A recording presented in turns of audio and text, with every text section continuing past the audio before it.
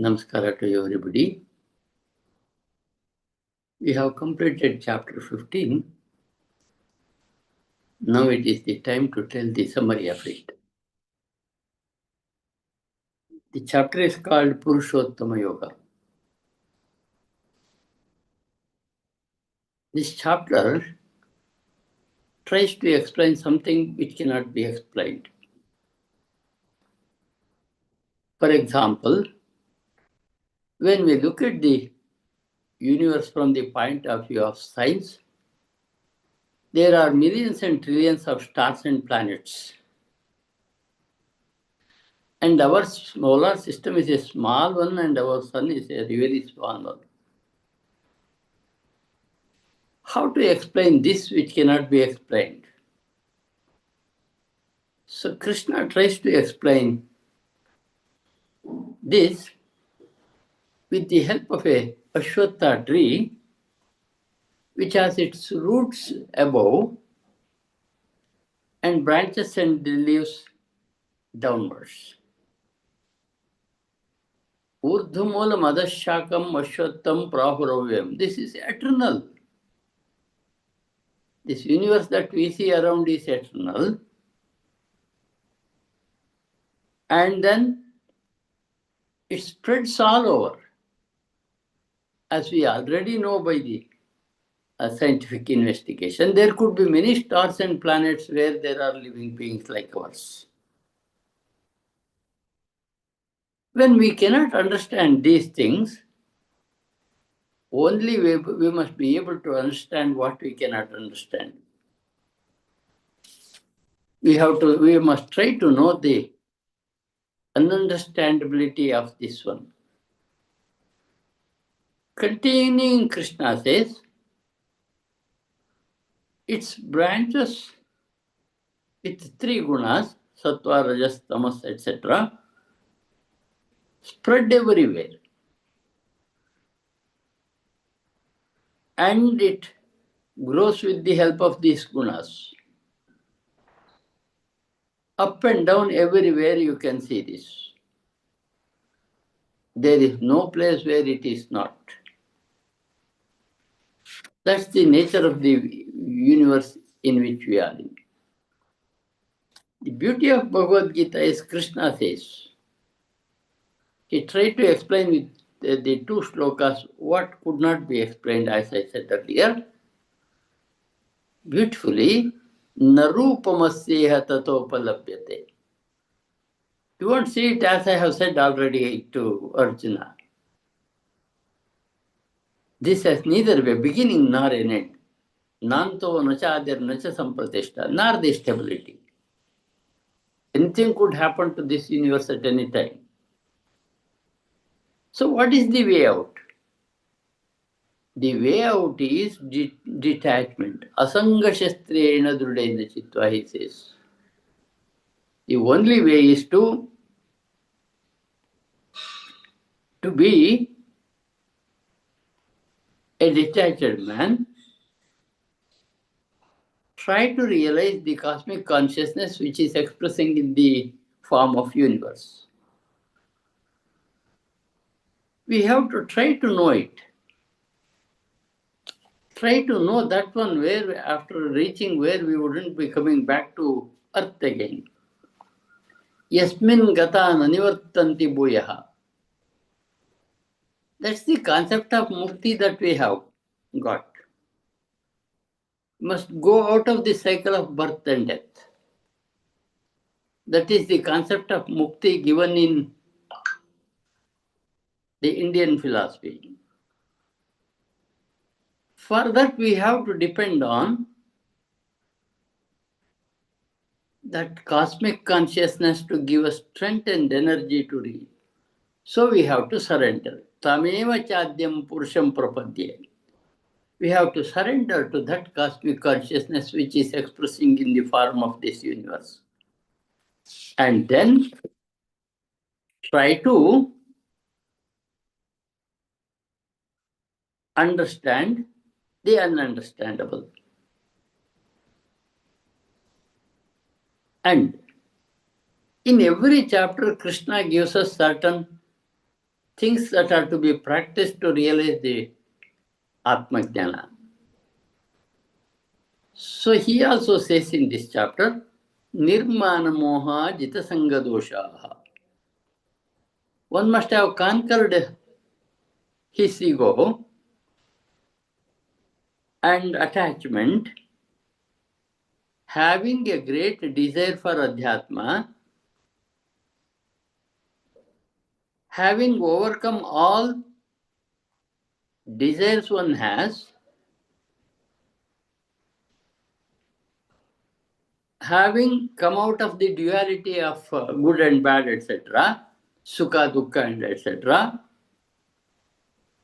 when we realize this world is like this in this manner, a man will reach that Avyaya Padam. Gacchantyamuda Padam Avyayam Tat, he says.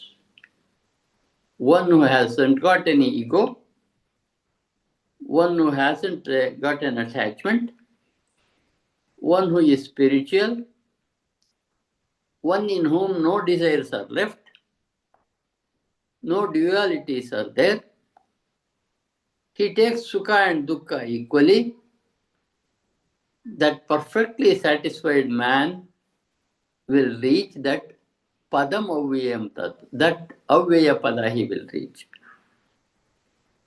That is mukti. What Krishna says us is nothing but mukti.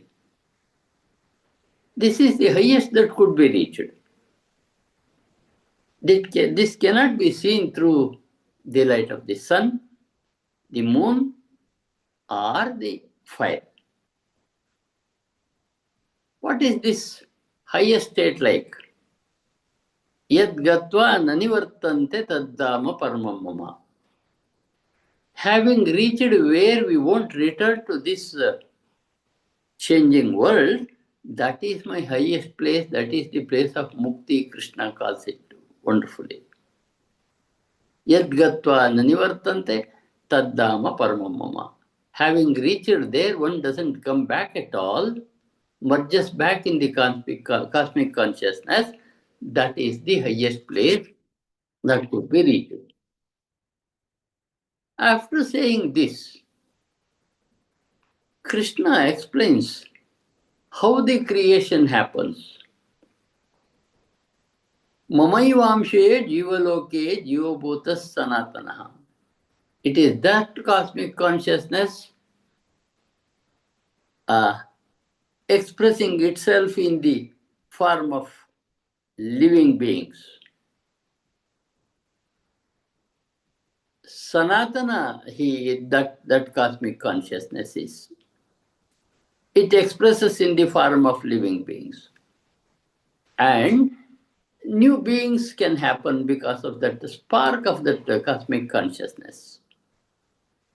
Then he will have a mind and the senses and the three gunas. A new being is created. When a being gets a body, from one body to other body he will pass till he gets liberation. Krishna wonderfully says how it goes. A smell passes in the wind from place to place. This Jivatma, living one body, goes to another body according to his karma. Exactly like the wind taking smell from one place to other place, Jivatma will also begin to go round the circle of lives and birth. And then it will take when a man leaves the body, according to his karma, he will go to the other body. When he is in the womb, he will begin to get certain sense organs like ears, eyes, nose, touch, smell, and onwards, and also a manas. With these he begins to experience the world. a living being has happened, a man has happened like this. Ordinary man or men do not know all these secrets of life. They do not know when they are living. They do not even know when they are leaving the body. They do not even know that they are the play of gunas. But a man of knowledge knows when he is born, he knows it. When he lives, he knows it. When he dies, he also knows it. Mudha nanu pashyanti gnana he says. An ignorant doesn't know the truth of this universe. A gnani knows. And then, yogis know this truth, that every living being is an expression of that cosmic consciousness. But those who do not purify their senses and mind do not understand even when they struggle to understand. And he says, I am light. Yadadityagatam tejaha jagatbhasaya kilam yachandramasi yachagno tattejo viddimamakam. I am the light, as in the sun, as in the moon, and also as in the fire. So every living being is that fire. So the entire universe is in that way his expression. Having created this cosmic consciousness,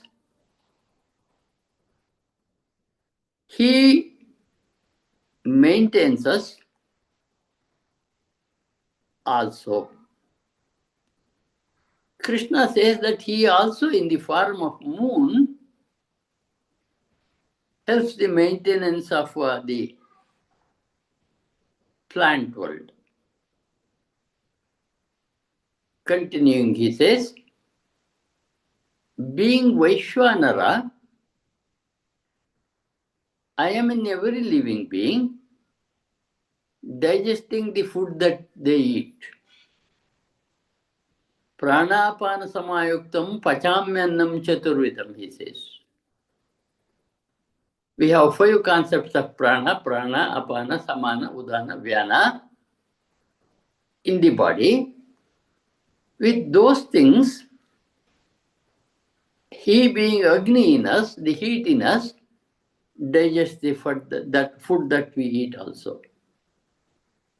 We think that we do it, but Krishna says he does it in the form of Vaishwanara in each one of us. He gives another highest secret that he has been trying to tell Krishna and Arjuna and us. I am there in the heart of every living being.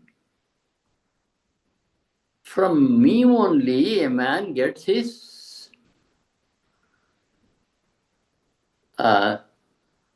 consciousness, knowledge, and apohana, that is to say, to eradicate our doubts. Krishna says, Vedaisya sarvair ahameva vedyaha. All Veda is only trying to know me. And I am the creator of the Veda and the knower of the Veda also. He is telling that again, that he is everything that we see around. There are 2 kinds of beings here, which we already know. Prakriti and Purusha, Jivatma and Paramatma.